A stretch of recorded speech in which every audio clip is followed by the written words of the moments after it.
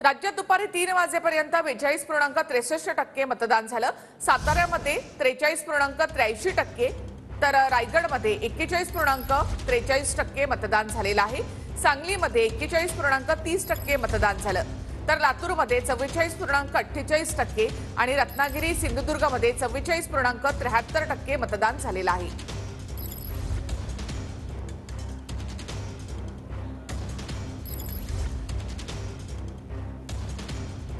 राज्यात दुपारी 3 वाजेपर्यंत 42.63% मतदान झालं।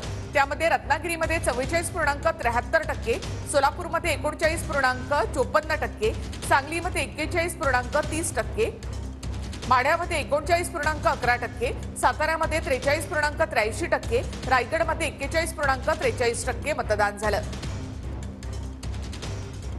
धाराशिवमध्ये 40.92%, लातूरमध्ये 44.48% आणि सगळ्यात कमी मतदान बारामतीमध्ये 34.96% झालेलं आहे। हातकणंगलेमध्ये 49.94%, तर सगळ्यात अधिक मतदान हे कोल्हापूरमध्ये झालं। 51.51% मतदान कोल्हापूरमध्ये झालंय।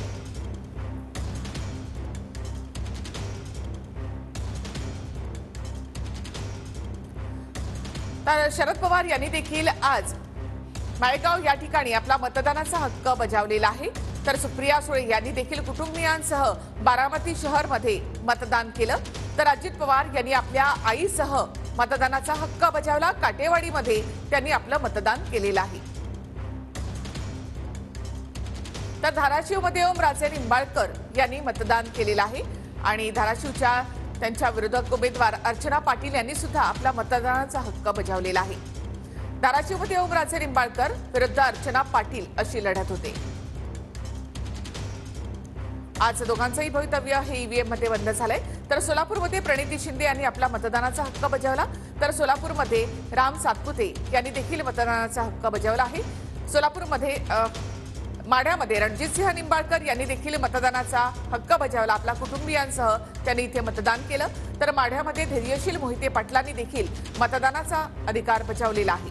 आपल्या कुटुंबियांसह त्यांनी मतदान केलं। कोल्हापूरमध्ये शाहू छत्रपतींनी आपल्या संपूर्ण कुटुंबासह मतदानाचा हक्क बजावला। तर कोल्हापूरमध्ये संजय मंडलिकांनी देखील मतदान केलेलं आहे। साताऱ्यामध्ये उदयनराजेंनी आपल्या कुटुंबासह मतदानाचा हक्क बजावला। तर साताऱ्यामध्ये शशिकांत शिंदे यांनी देखील आपला मतदानाचा अधिकार बजावला आहे। सिंधुदुर्गमध्ये नारायण राणे यांनी मतदान केलं। तर विनायक राऊत यांनी सुद्धा आपल्या मुलीसह मतदान केलेलं आहे।